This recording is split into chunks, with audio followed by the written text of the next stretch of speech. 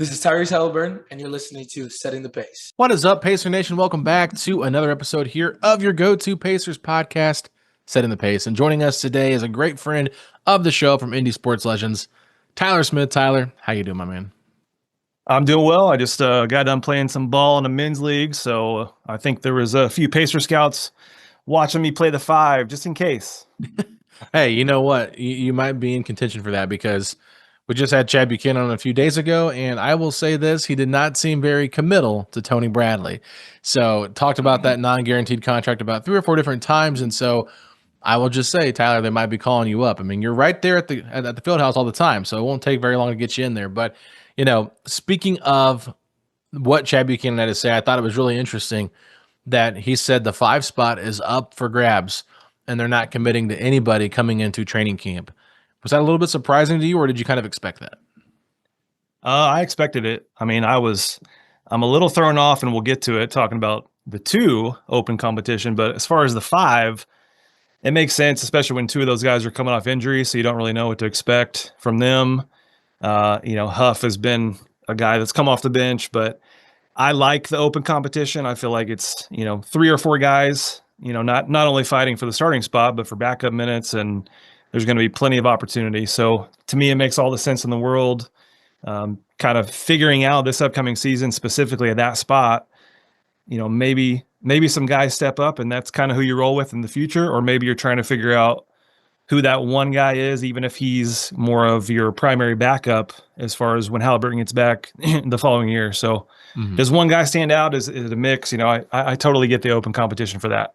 Yeah, it does make sense, and I'll be curious to see if Tony Bradley does make the roster and, start the season out, just because they might want to go a different route with another position. I'm not sure, but one player that we haven't really dove into too much on this podcast in that center mix is James Wiseman. And I feel like we've talked a lot about Ijax ever since he signed, and then, of course, Jay Huff with the trade. Like, you feel like those are your 1-2 guys right there.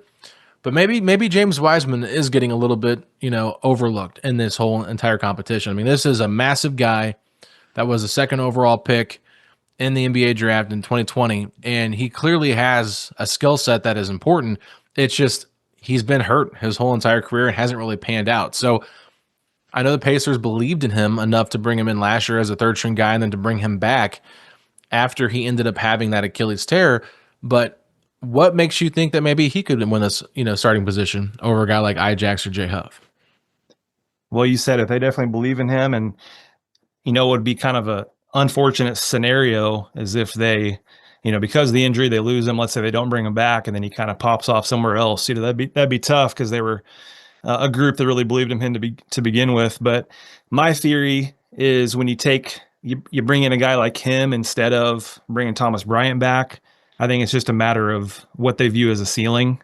They kind of know the floor of what Bryant can bring, which is good for, 3rd string, maybe occasionally backup. But they see Wiseman, they see the potential for more. And this is a great season to kind of throw everything you can at the wall, see what sticks. And maybe Wiseman is that guy to, again, even if he's more of a really, really good backup, this is a year to figure that out. So that's exciting.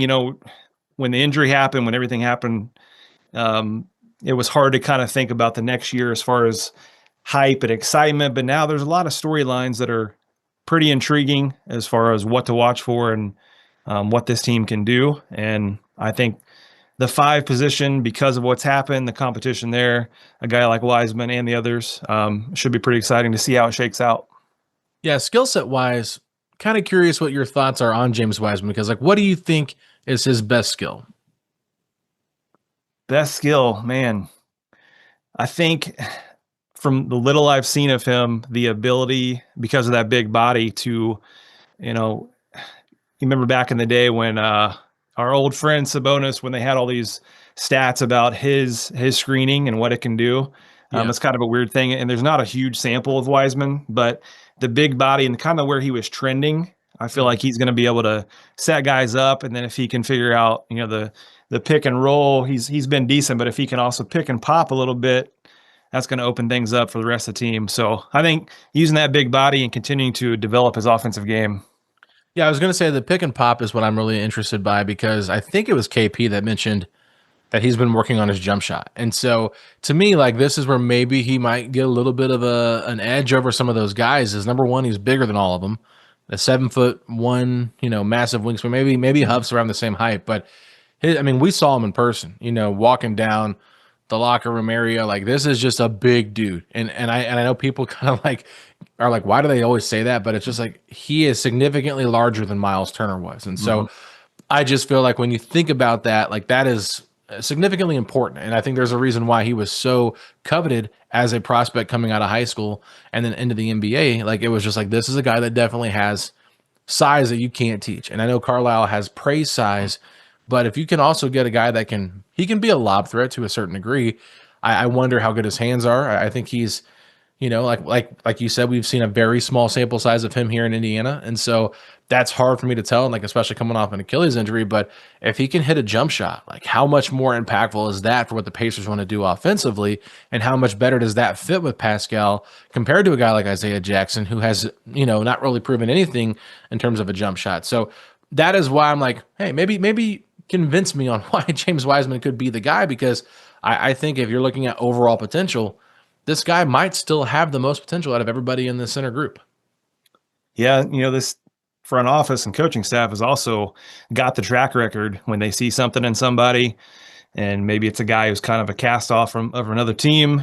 I mean, Neesmith and Toppin and, even, Bryant played better here than in many other places. So what they see in him and how it fits, and they got a, full season to kind of figure that out, assuming he plays pretty close to opening night. Yeah, as you said, maybe the highest ceiling of the bunch, so why not give him a shot if he can get healthy and see what happens. All right, let's move over to Jay Huff. This is someone that we have not seen play for the Pacers yet. I've really only seen highlights of his game and played a lot with Memphis. And the one thing that I will say is most people that I trust that watch a lot of basketball on Twitter were praising Jay Huff throughout the season. It was like, man, Jay Huff's doing some nice stuff for the Memphis Grizzlies. And so the fact that, Chad Buchanan came on and said that their analytics team has liked him for a while now. He is from Virginia. I think Carlisle kind of praised him as well as KP. This is a guy that makes a lot of sense in terms of the archetype of what the Pacers want as a big. But what are your thoughts overall on his game? Well, one thing I like is that he's got a similar, skill set as what Miles had, even if he's kind of great value Turner or T-Boo Turner or whatever you want to call it. There's at least that to where the ability to shoot threes and block shots, you're at least going to get some of that back from what you lost from Miles.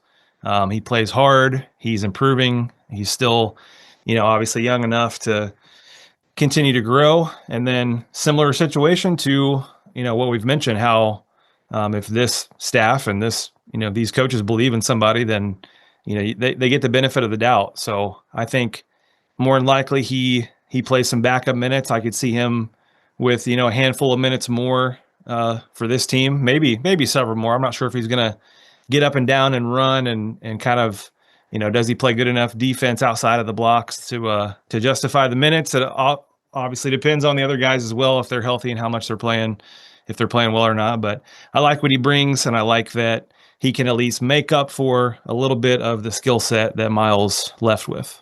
I'm excited to see his first reverse dunk in Cambridge Fieldhouse. I feel like people are going to go nuts over that. Is there a player that he reminds you of at all? Because I threw out Josh McRoberts on Twitter, but I know some people didn't like that comparison. So is there another name that sticks out to you? Man, I haven't watched him enough. I just know I've seen like the highlights like you, but I'm kind of like, is this the mixtape? Is this just the, is there a reason why he had fewer minutes? Is it just because he's where he was playing and the style they want to play? But yeah, I could see a little Mick Roberts in there. And I think that, Huff would have made that shot in the third quarter of that game to 21 for 21. Man, let it go, bro. That was a devastating. I was there. I was in Area 55 that year. So that was okay. That was a crazy moment. That was a crazy. And you were probably just kicking yourself, like just shoot it after the buzzer, right? Mm-hmm. Like just accidentally miss it. You know what I mean? So, oh man, Josh McRoberts. But there were some good moments with Josh McRoberts, right? I mean, I enjoyed those. Sure. Yeah. I will say the one thing that I do remember from Josh McRoberts' time here is when the Pacers did play the Bulls in round 1 as the 8 seed, when Vogel took over for Jim O'Brien. And I think there was like reports of like fans throwing stuff at Josh McRoberts' mom or grandma or something like Ooh, that. Do you I don't remember remember that? that, but that's Those crazy. Bulls fans were crazy inside Yeah. of the field house at that time. Yep. And they brought all the brooms to game 4 like it was like the sweep. Yeah, I mean, it was crazy. The Bulls haven't really been relevant since then, but I just thought, that was pretty interesting. But the last center that we really want to talk about here is Isaiah Jackson. And this is a guy that clearly feels like the front runner for the starting spot, especially with how much they're paying him in comparison to the other centers on the roster. But are there any concerns about his fit next to Pascal?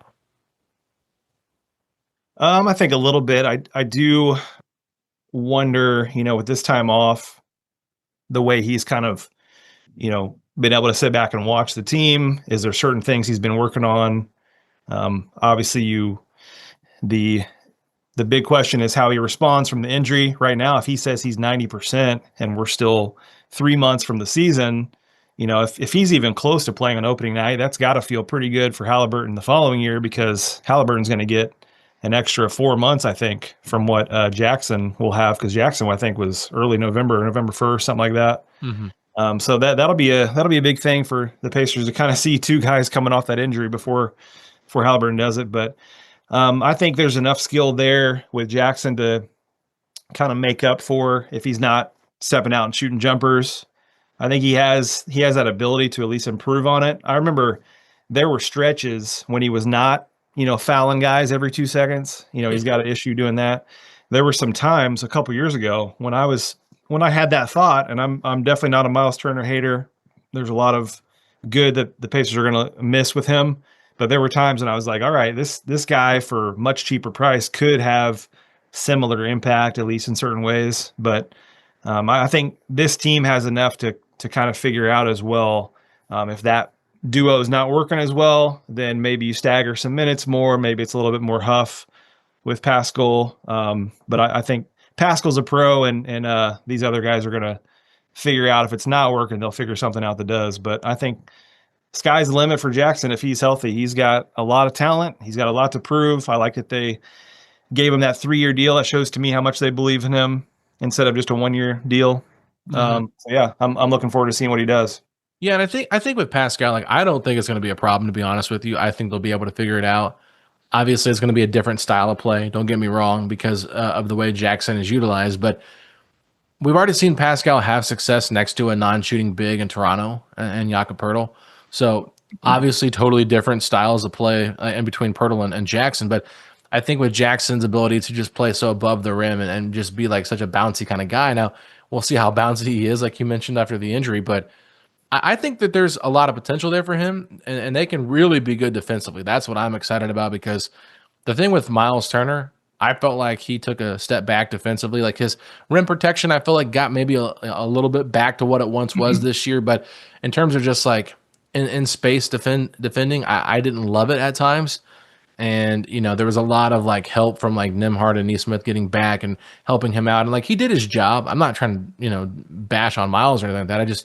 You could tell like he's just like a step or two slower. And with Ijax being so much younger, even coming off the injury, I feel like that youth and athleticism is going to play huge dividends defensively for the Pacers, even if the IQ might not be as high as Miles in terms of where to be at on the floor. I just feel like he can kind of make up with that for with the raw talent. Yeah, I agree. People will look at, steals and blocks as like, oh, they're a good defender, which is not always the case. That's why I would give the same kind of warning about Jay Huff, is like, just because he blocks shots, he may struggle defensively. I haven't seen him enough yet to know, but yeah, you're definitely right. The skill set, and one of my hot takes, if we get to that, is about the five position as a whole, but I'll get to that later. But I think, yeah, the skill set that these guys have and how it kind of, it's different with each of them, the three main guys that we've talked about. So that's the intriguing part, is figuring out how it's going to work with certain matchups. And, I could even see, Jackson and Wiseman with the roll game, maybe even opening up more threes for Pascal, towards the end of the year. He's really, really stroking the three ball. So maybe that opens, him up for a little bit for that. But we'll see with Nembhard at the 1 running the show. If it's similar freestyle, free playing, or if they get a little bit more structure. But there's a lot of talent. Yeah. All right. Well, let's pivot now to the shooting guard position, which you mentioned earlier is a little bit surprising just because we heard Rick Carlisle not really commit to it on a podcast. Maybe wasn't sure why he did that. Maybe it was a slip of the tongue. But when doubling down and asking Chad Buchanan about it on our Monday podcast, he said, well, we want it to be an open competition. And I thought to myself, okay, I kind of understand the answer. I don't have a problem with it. But do you think it is a little bit concerning that they won't commit to Bennedict Mathurin at this point in his career? Yeah, I'll be honest, it's a little weird to me. I'm not sure why it needs to be stated this way, because for whatever reason, it seems like Mathurin is one of the few guys that's like constantly kind of fighting uphill with certain things. And I'm not really sure why it is. Maybe they think that that's the motivation he needs for a big offseason, but he's a guy to me that doesn't need much motivation, and he's coming into what'll be a contract year and more than likely getting a chance to start and what he can do. So he's not really a guy that needs motivation. So I'm not real sure. It's not like there's another guy that makes really any sense.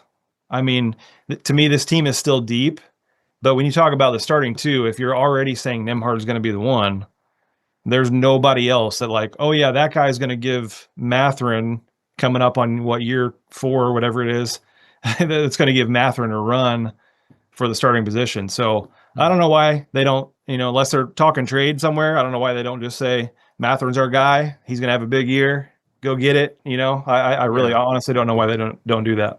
Well, let's just kind of like pick apart what they're saying here with what they're not saying, right? And maybe decipher what we think is going on here, because I think that's a good point.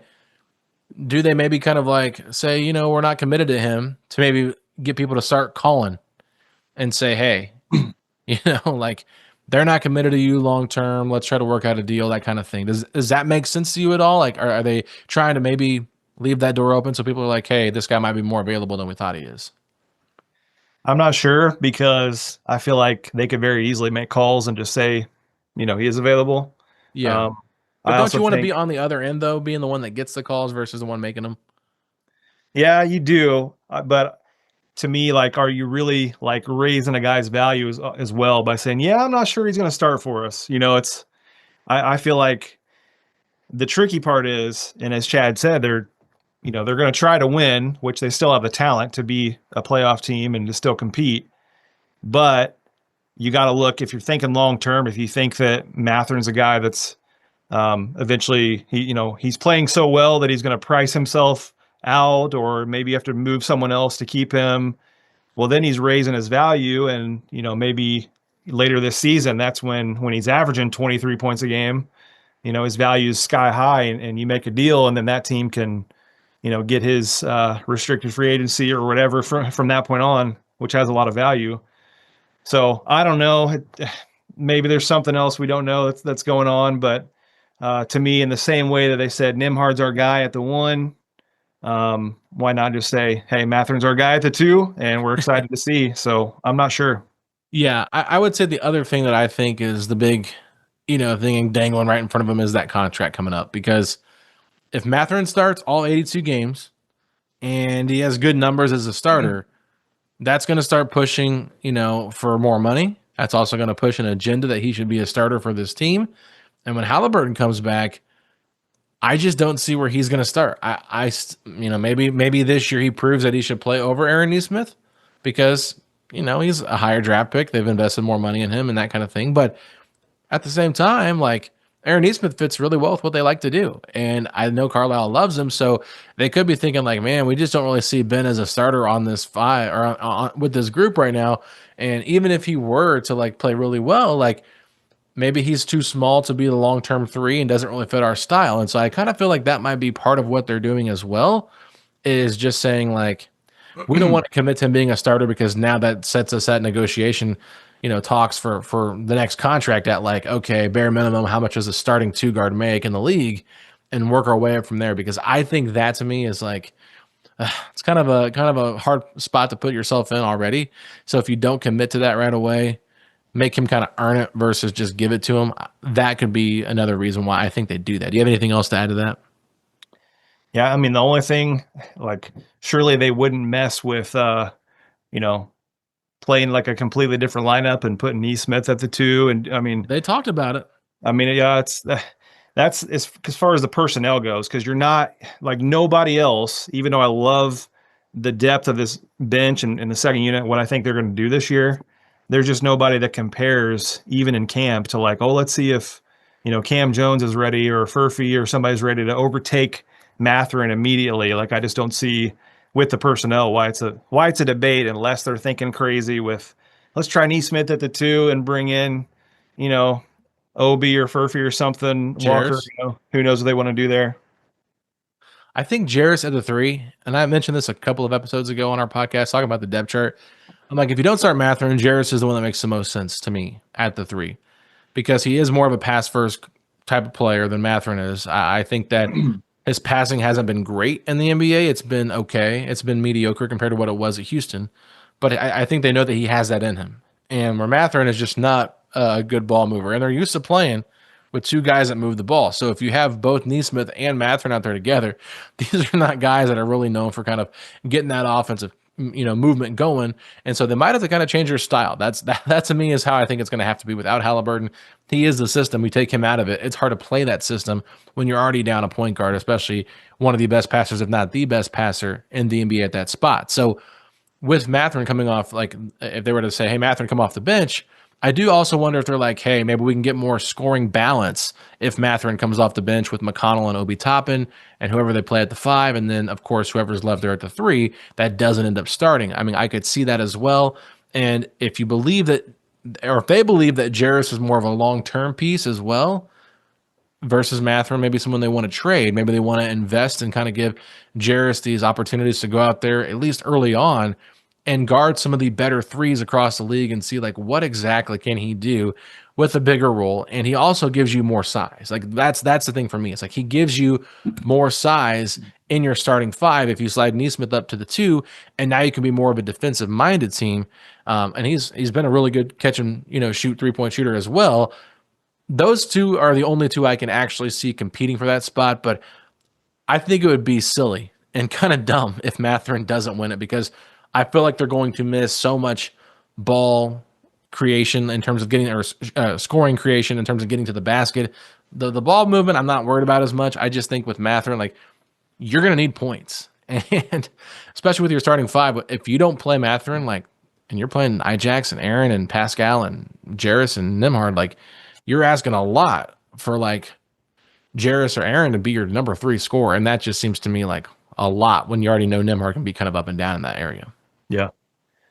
Yeah, and I also think at times Mathurin wasn't always the greatest fit next to McConnell. So I don't know. It just I'm all for this coming year being a year where they still try to win, but are more than willing to have some funky lineups and crazy ideas because it's a year of development. It's a year to see what you have, not just with individual players, but who fits where, who can do what.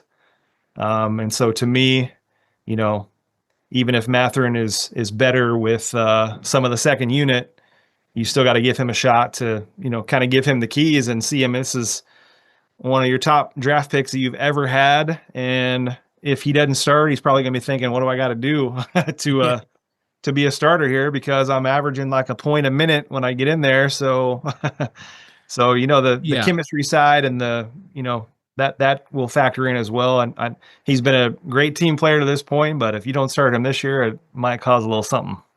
Yeah, we might see a little bit of Buddy Hield, all over again from last season when he was upset that they went back to Nembhard starting and put him back on the bench. So, yeah, we'll see what happens, but I'm curious just to see how it plays out. But you're right. I mean, he is their 6th overall pick from just a couple of drafts ago. Like, you invested a lot in that pick. You really should see what you have with it before you just decide, we're going to put some, handcuffs on this and restrict ourselves from really seeing what we got. But let's move into our last topic here, Tyler, and that is hot takes. Me and you both are going to come up with 2 hot takes for this season. So since you're my guest, I'll let you start things off. All right. So hot takes, it's kind of tough because, you got some people that just give the completely off the wall things that'll never have any chance of happening. And then you got some that are like, well, is that really a hot take or is that kind of too realistic? So I'm kind of like, mine might be a little on the verge of, yeah, I could see that happening, but it's somewhat of a hot take. But we've been talking about the guys at the 5, and the more I think about it, and again, this is not to bash Miles Turner. I'm not downplaying what he meant to this team. He did mean a lot. There are a lot of things that he did that they're going to miss.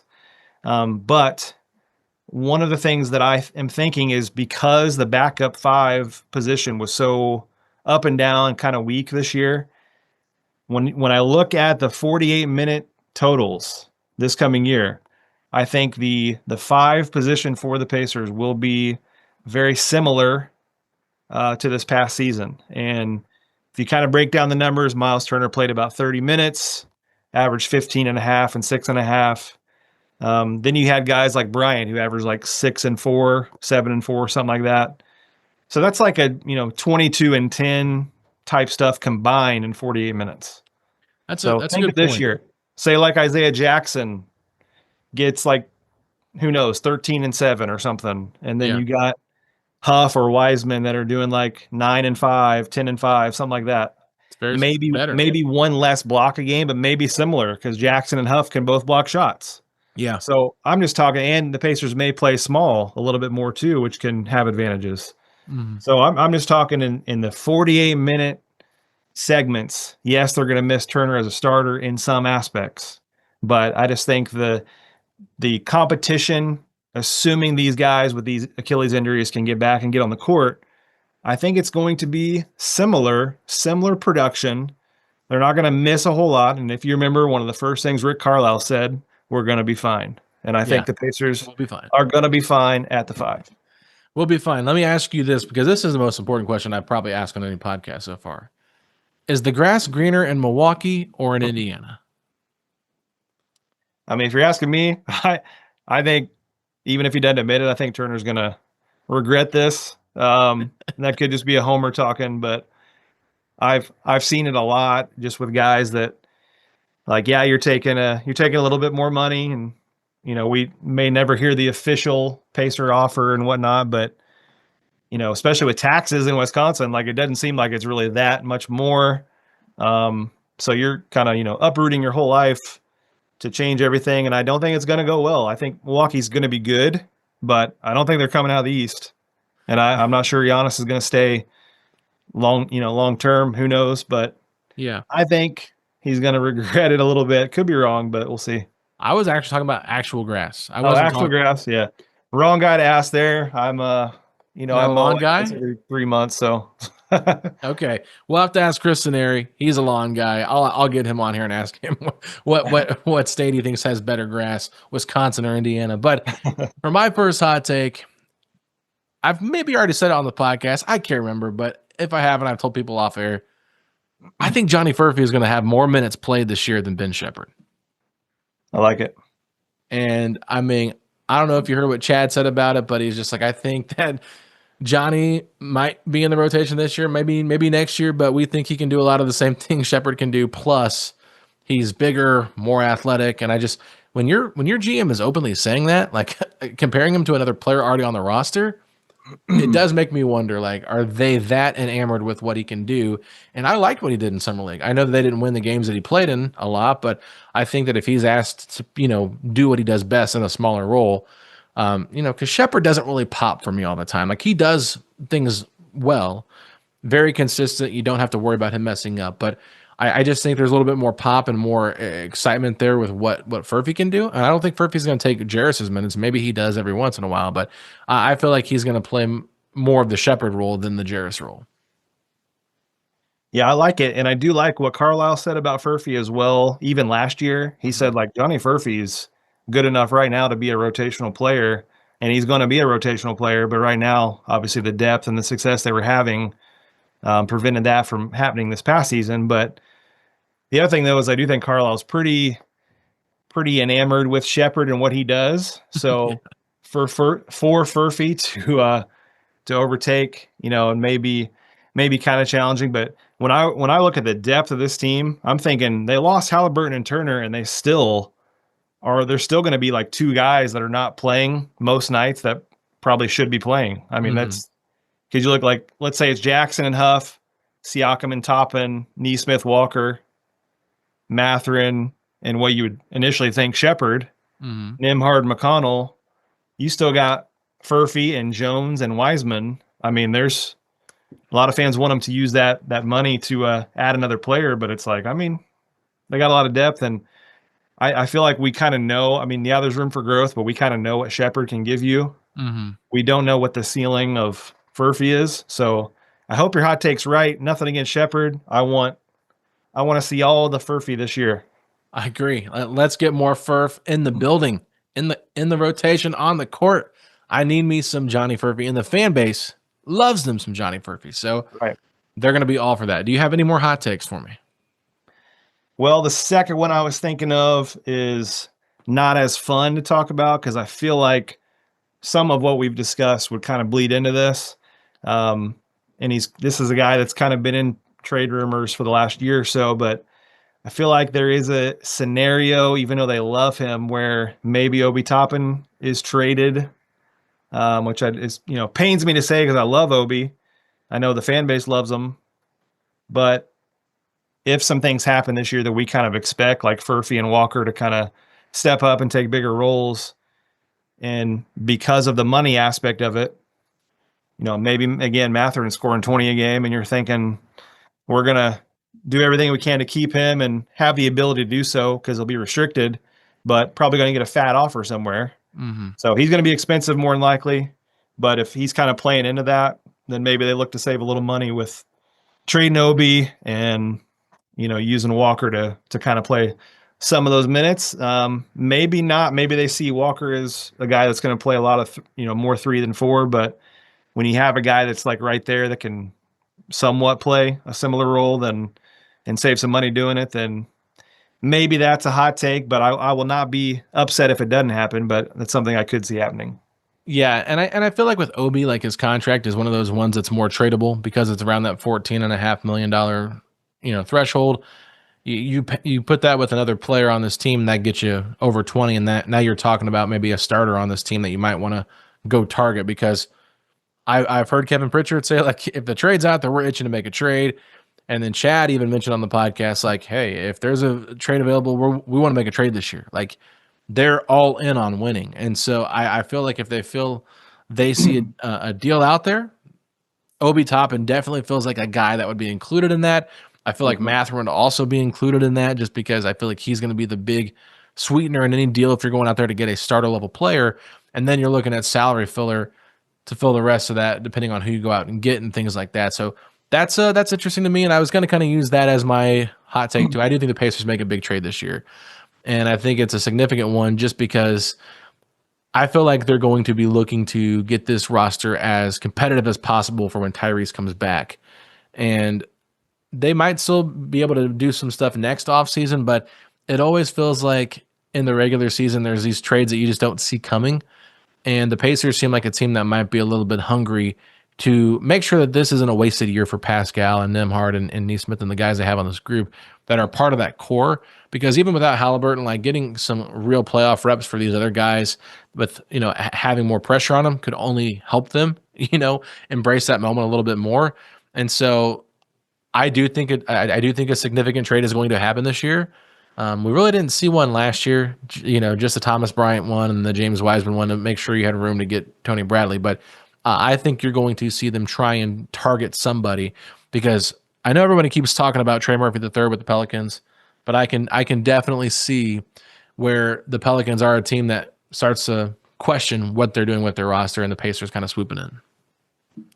Yeah, I've been banging that drum for a while, which the guys you actually mentioned, I was thinking that it would probably take a Mathurin, Toppin, and a good pick or two, or maybe a slew of picks in the future to make that deal. And a lot of fans were kind of split when I was talking about that. And it's like, well, I don't know that you've seen Trey Murphy play much because that dude that dude can play and he's got a great future, and he's also signed for the next 3 years at a pretty decent deal. So I'd be all about it. That's one of the few guys that I'd be just kind of willing to, include Mathurin in. I think Murphy's that good, but that one may be too obvious. Maybe there's something else that pops up, whether it's before camp or it's in season before the deadline. It's nice to know this front office though will just kind of be lurking with some resources to maybe make a move if they see fit. Yeah, and I mean they just made a trade with the Pelicans, so it could make sense that they have some kind of relationship there as well. I'm just throwing it out there. I mean, obviously it could be a bigger deal. It could be a different deal. I don't really know exactly, but I'm just thinking if there's a team out there that seems like they could kind of be going the opposite way in a very competitive Western Conference, it does feel like the Pelicans are one of those teams, but they could also just maybe kind of play it safe and go to the buyout market. And the guy that I'm keeping an eye on just in terms on if they want to go ahead and keep Tony Bradley, but then cut him when there's a guy that becomes available on the buyout market, I'm looking at Chris Middleton. I know it sounds crazy to say, but I just feel like if you can get another wing in here that's had playoff experience, that wants to win, he's going to have a bigger role here with the Pacers. He could be here on a new contract afterwards when Tyrese comes back, maybe be more of a sixth man, not have to play as much. But getting him and Pascal together in a playoff run with Andrew Nembhard, Aaron Nesmith, and the center rotation, I feel like that could be good enough to win a round at least, depending on who you're playing. And obviously, we got to see Middleton be healthy. That's the biggest $1 million question here. But if he can stay healthy, seemed a little bit rejuvenated in Washington for whatever reason. But if you get a Pacers-Bucks first-round matchup and you got Middleton on the Pacers and Miles on the Bucks, that's kind of crazy. Yeah, I was just gonna say anything to add more fuel to that fire. I mean, I'm already itching for sometime in August when the season or the schedule drops. When do they play Milwaukee? And, it'd be amazing if they had Milwaukee come to Indy on opening night or something like that. But, yeah, that'd be fun. And then Middleton could do one of his videos where he says, Indy, I don't hate you anymore.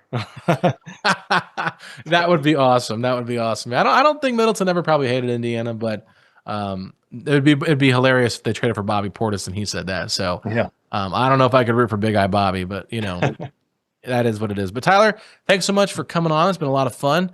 Where can people find you out on social media? Do you have anything you'd like to plug? Just on Twitter, Tyler Smith _ISL, and IndySportsLegends.com is the main spot. All right, you guys make sure to check out all of Tyler's work there. He does a great job. Has been covering the Pacers for over a decade now. So make sure you guys tune into all of Tyler's great work. And if you're not already, please subscribe to the podcast, Setting the Pace. Leave us a 5-star rating and review, and we will talk to y'all tomorrow. See you later, Pacer Nation. All right, everybody, we have some bonus content for you on today's episode. I really enjoy getting our fans on the podcast and hearing their perspective of what they thought of this year and things like that. And so we had a tag team today coming on the podcast with Alex and Korey Stipp, our fans of the week, joining us to talk about their experience with the Pacers this season. So I think you're going to really enjoy what they have to say. They were in Oklahoma City for Game 7. They went to Paris. They did a lot of traveling this year to watch the Pacers, and they were at all the home games. So really cool stuff to kind of get their perspective on it. So without further ado, let's get to that conversation with Alex and Korey Stipp. All right, Pacer Nation, joining us now, we have two awesome fans here. We got Alex and Korey Stipp. They have been huge Pacer fans for a while. They really enjoyed this playoff run, and who didn't? I mean, this is a great playoff run. So Alex and Korey, how are you guys doing today? We're great. Thank you for having us, Alex. Yeah, doing good. Alex, you got a great name. I'm not going to lie. It's great to have another Alex on this podcast. We have a lot of Michaels on this podcast. We don't have any Fachis, but we don't really get a lot of Alexes. So I appreciate that. And Korey, I think the name Korey for a woman is awesome. I don't see a lot of Koreys for women, but I think it's cool.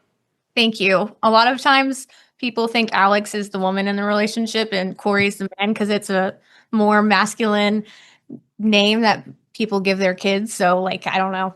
It's funny when we go to an appointment and they think that Alex is the girl and I'm like, no. Got us mixed up.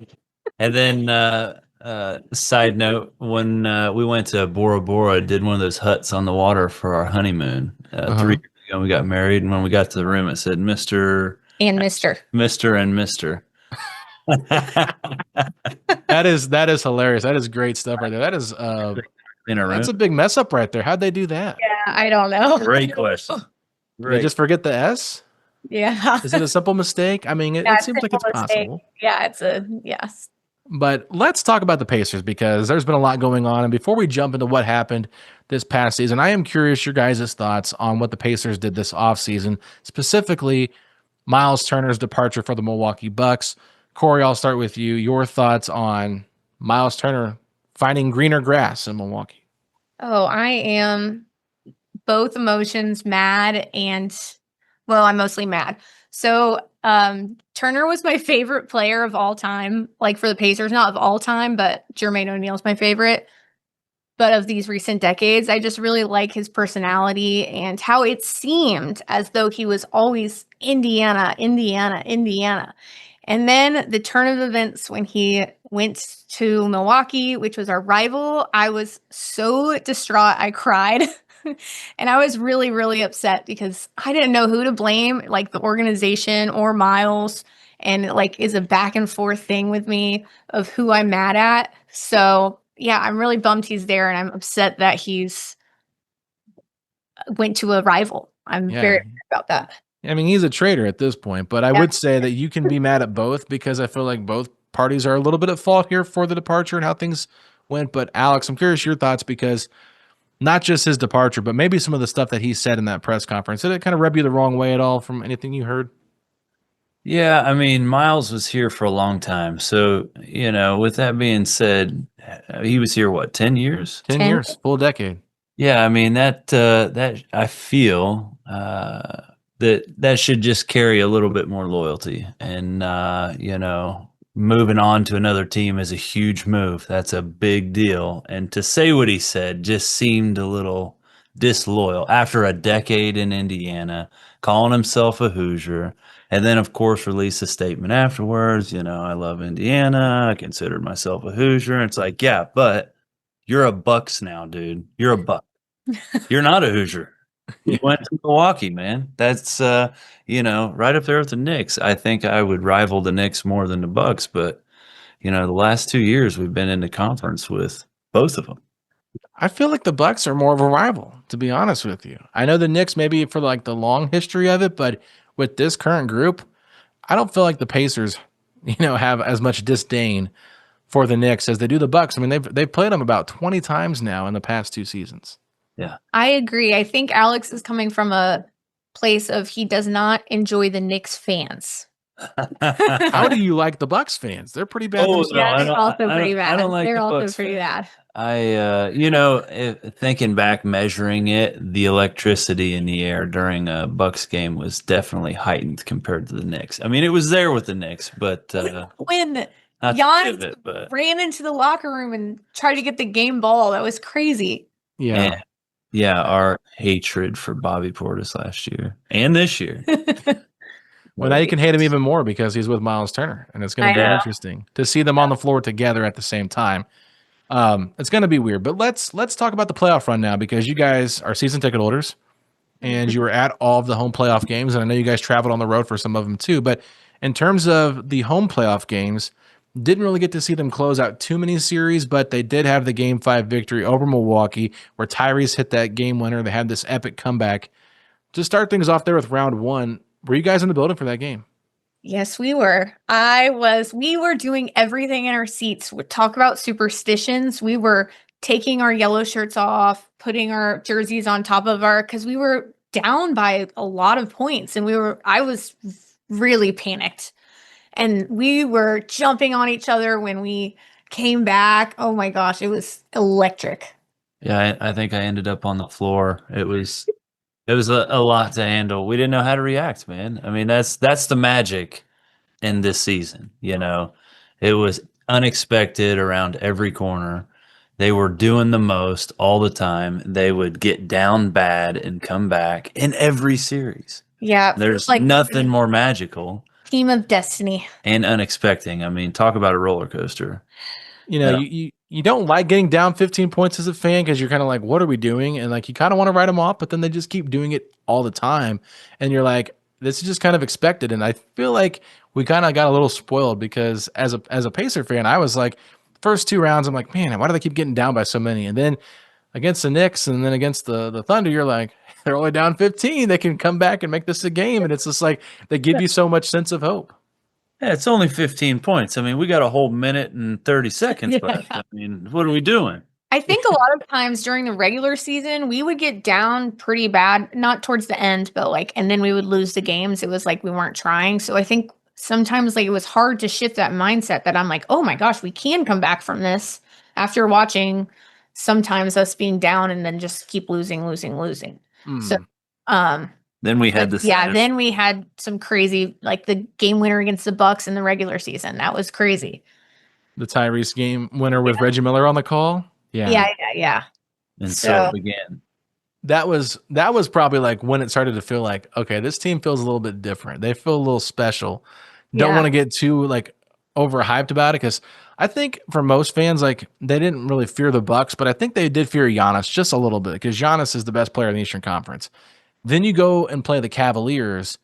What were your guys' thoughts going into that series? Because to me, looking back at that series, it kind of feels like it's overlooked. I think you think about the Bucks and the Knicks matchup, you kind of remember Tyrese's game winner in game 2 against the Cavs and that game 2 on the road, but like the other 4 games in that series kind of feel forgettable.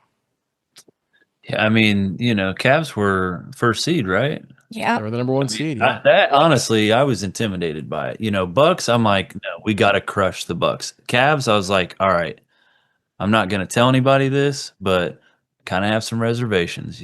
First seed, what was it? 4-1. We won the series. 4. No. I mean, sweep. In the regular season, what was our record with the Cavs? Think we went 2-2, maybe. I thought it was a 50-50 deal. But we played them towards the end of the season. And so that just gave me reservations. Like, man, if there was someone out of the norm, right? Because we did the Bucks and Knicks thing last year. So the Cavs was kind of the wild card for me. Gave me some reservations. One of our employees at the time is from Akron, Ohio, big Cavs fan. And, we had that kind of secret rivalry going at work where he was like, look, I love the Pacers, but go Cavs. Yeah, no, I get that. I mean, that game 2 was epic. Aaron Nesmith with the incredible dunk after the missed free throw. Was crazy. He was like, just like speed man. And then the charge that he took with Mitchell there. I mean, it was epic. A lot of crazy moments in that game right there. But I mean, other than that, I mean, game 5 was kind of similar, how the Pacers got down big and then nobody could hit a shot. And then Tyrese just starts going off and you got LeBron James tweeting about Tyrese in that cool. first half. It's all coming back to me now. Then the Knicks series, obviously, game 1, the most epic game. You guys are telling me a little bit about your experience with that before we started podcasting. So maybe you can share that with our listeners here. So we had booked a trip before we knew we were going to go this deep in the playoffs, which we'll never do again. But we were on a cruise boat in the middle of the Mediterranean, and of course the time difference. So I think the game started like 2 a.m. or 3 a.m. And we were watching the whole game in our room.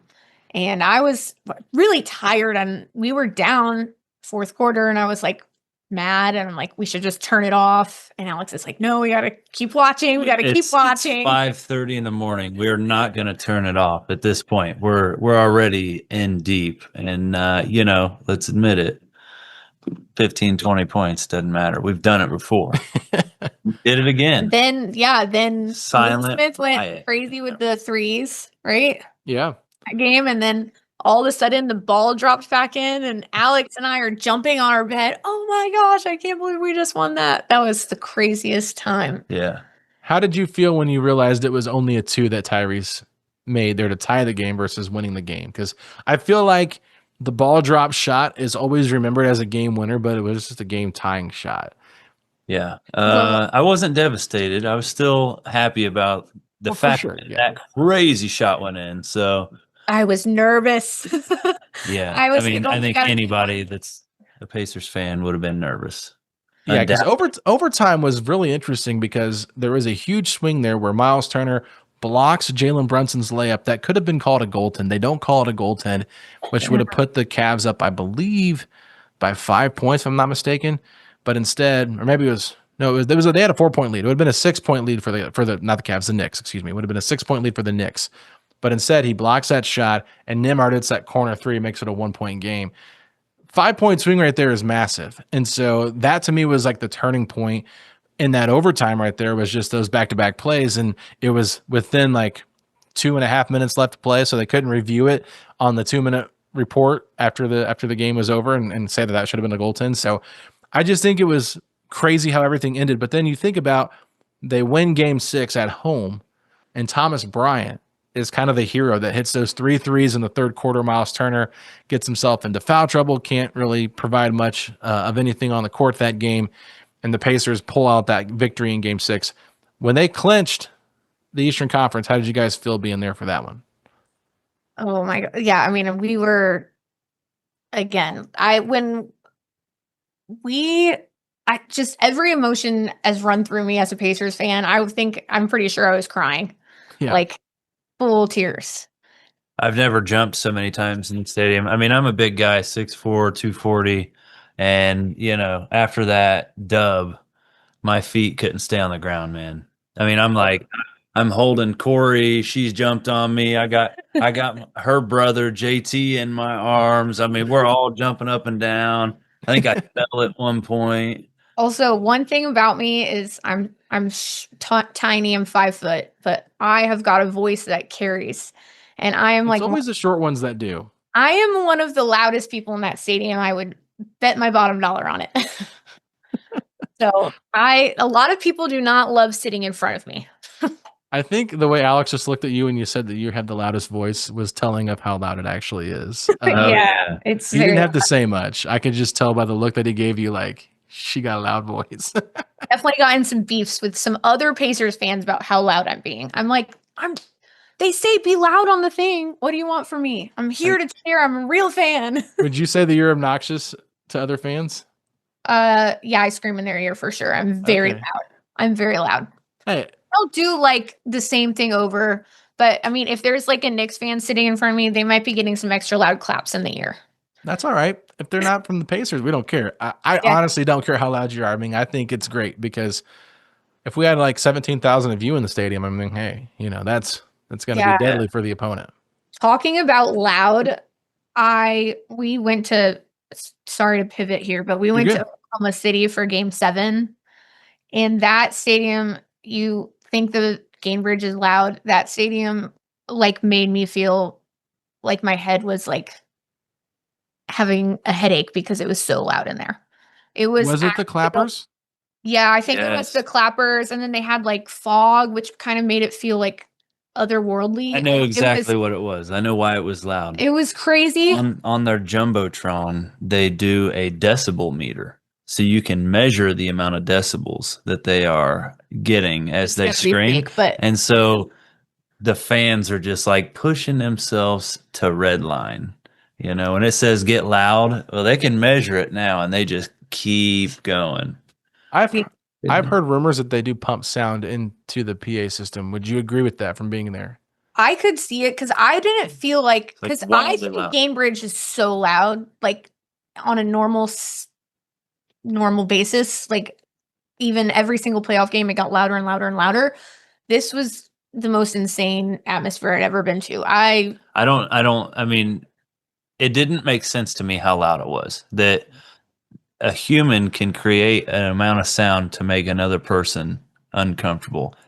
Dude, it was uncomfortably loud. Yeah, I know. And I was like, hell yeah, brother. I mean, you guys are some ball fans, I reckon, But don't worry, I was still cheering for the Pacers loud and making all the OKC fans mad at me. How was game 7? I mean, obviously, just one of the most tragic things happens with Tyrese going down, but it did feel like it got rather quiet inside of their arena. Man. As we sat there in the stands, I just remember vividly, like, after Ty got injured and we watched, his mom and pops go down into the tunnel and go to check on him. Jade go to check on him. Like, the vibe was different. And we're like, man, stand up, Indiana. And so we just started raging, screaming, Indy, trying to get our yellows to show up, man. And it was tough. Everyone was deflated. Was tough. Man. All the fans. But we were really close to a lot of Pacer fans, which was nice. But you could tell we were all being loud. Like when we entered into the stadium, we met up with a ton of Pacer fans, and everyone was like yelling at each other, like Indy, Anna. And it was like so electric. It was so fun. All the Pacers fans that you saw, we were like, let's go. Come on. Yeah.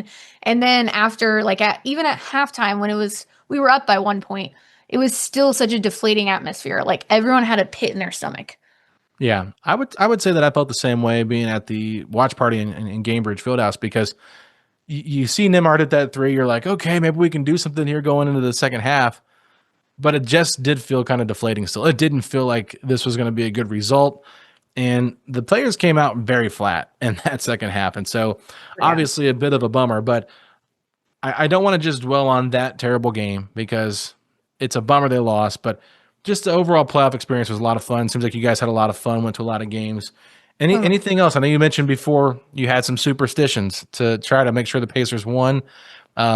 About maybe creating some clothes or something like that. Maybe I'm misunderstanding what you said. Right. My cousin Georgia and I, we would, during the playoff run, we started doing all these arts and crafts. First, it started with just like little friendship bracelets, and then it turned into making hand painted jeans. We even got interviewed on the news about them. Wow. Then we started doing shirts and all different types of stuff. And every time that we didn't have a new product that we were wearing that we had made, we had lost the game. So we're like, we gotta keep making stuff. We gotta keep making stuff. And it was like the jeans themselves took like 30 hours and our backs were like broken because we were painting them on the ground. But it was so much fun. Like a lot of work. Yeah, doing the crafts and like getting excited for the game and listening to the Setting the Pace podcast while we're doing crafts. Yeah, plenty of content for you. I know we were pumping out some podcasts. Yeah, I was hard to keep up with you. I know, that's true. I did like 4 in 1 week, and I apologize for that. But I knew you were working 30 hours, so I had to make sure that I filled that time. Exactly. Working OT. Yeah. I was definitely ready for a break. The superstition was killing me.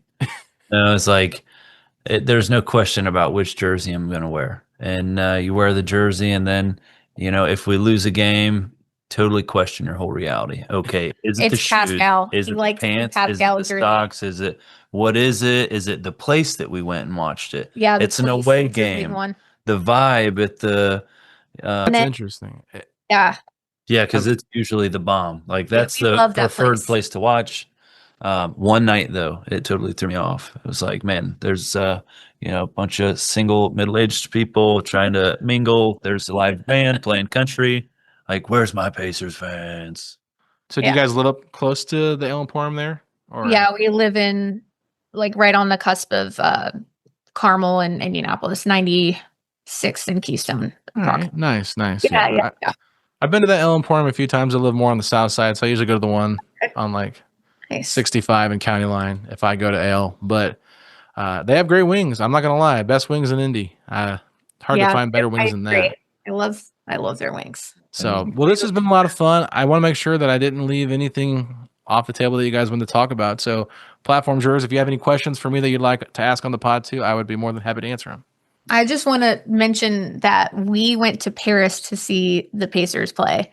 Oh, that's right. Yep, you told me that. Yeah, it was really crazy because every basically person in the stadium, there was barely any Pacers fans. They were all rooting for the Spurs because Wemby was on the team. Mm-hmm. And so Alex was annoyed because everyone was cheering in French, and we were. I just thought they were cussing at me the whole time. Maybe they were. Yeah, they were. You just hear plethora of French, and then "Pacer" right at the end, and I'm like, man, they're really giving us the business right now. And then we got blew out, so I'm like, we better skedaddle. It's about to go down. Did you go to both games or just the first one? We went to both games, so we won the second game, which was awesome.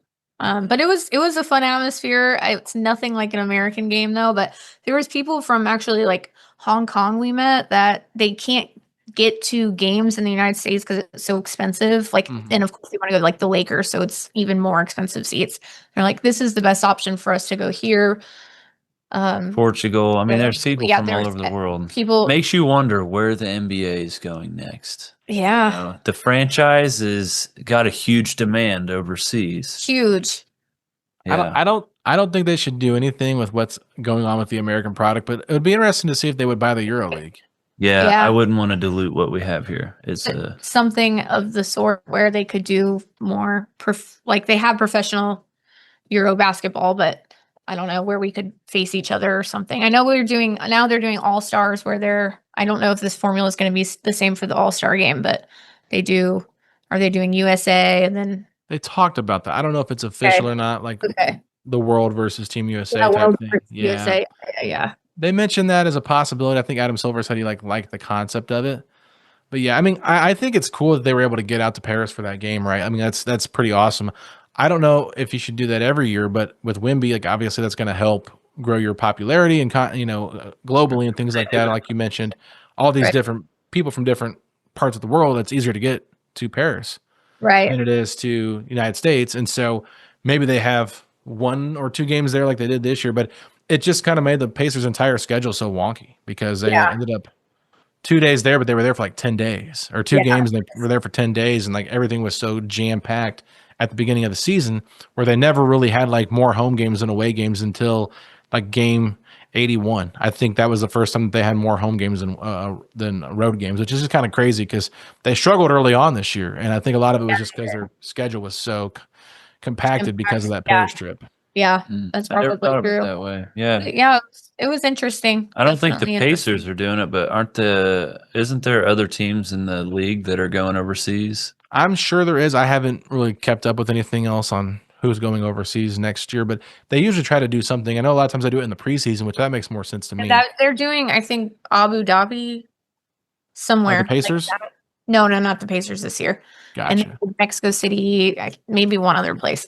I'm not sure, but I'm always interested in that. No, it was I'm telling you, man, it was a magical season. I mean, we became season ticket holders this season, and we couldn't have picked a better year. No, you guys definitely picked probably the best season in Pacers franchise history. I mean, I think this is even better than when Reggie Miller made it to the NBA Finals because that team was old and that team was kind of falling apart, and Shaq and Kobe were just too much of a force to be reckoned with. They definitely had a chance to beat the Thunder. I mean, they've never been this close to winning a title. So, I mean, perfect year to go and start being season ticket holders. And hopefully you'll stay on without Tyrese and Miles this year because it is going to be a lot different. Yeah. This is going to separate the real fans from the fake fans. That's true. You got to show up for the Pacers when they're good, when they're bad. When their 10-year veterans leave and go to the Bucks, show up for the boys. Well, I don't think anybody will have a problem showing up for the Bucks game. That's for sure. Yeah. Anything else before I let you guys go here? There was one thing I wanted to add that was just so satisfying after the season that we had where we would get down, 22 points, 20 points, 15 points, and we would have these comebacks at the end of the regular season and into the postseason. Then to see the looks on OKC fans' faces when we came back in Game 7 without Ty. Priceless, man. I'll never forget that. And the gut feeling I had before when Ty got hurt, and then the way that I felt physically when we started to make our comeback, man. I mean, it was just monumental. It's a bummer we couldn't get it done, but better luck when we get our guy back. Yeah, they would have had 5 more minutes in that fourth quarter. Yeah, it's possible. Yeah, it's possible. But wishful thinking, obviously, glass half full over here for Pacer fans. I would love to argue that fact right there. Hey, Ty doesn't get hurt. What happens? Let's debate. All right, your debate is Pacers win. Absolutely. There's no doubt. Pacers win by 30. Whoa, okay. I like that. I wouldn't go so far, but I think the reality is we all know how Tyrese plays. Yeah. And, he came out of the gate just swinging for the fence, hitting, making contact. He was draining threes, the ball handling, and as well as scoring. I mean, it was obvious, Yeah. Either there for his team and really getting there for everybody, or he's doing both. And it was obvious he was doing both that night. There's no doubt about it. Yeah, he had on Superman's cape and he was ready to go. Unfortunately, the cape just flew off. And he might not find it for a year or so, but I think he'll be okay. I think he'll come back healthy. He's young enough that this injury will not set the Pacers back that far. I think it's smart to keep him out for the entirety of the year, give him about 16 months before the next season starts after this one. So hate to wait that long, but crap happens. You got to deal with it. we got some young talent that we can develop. So that's exciting for the Pacers too. Give them some opportunities that they wouldn't have had otherwise. Yeah. Absolutely. Well, this is Alex and Korey Stipp. I want to thank them so much for coming on, setting the pace. It's been a lot of fun chatting with you guys before and during this podcast. So where can people find you at on social media if you'd like to share that to interact with Pacers fans? And we'll just kind of wrap it up there. My Instagram is Korey Stipp, Korey. It's a weird way to spell it. Stipp. Are you on social, Alex? Oh, yeah. Alex __ Stipp. All right. Easy enough for you guys to find it there if you want to connect with some Pacer fans. But with that being said, we appreciate you all for tuning in to today's episode. We will talk to y'all later.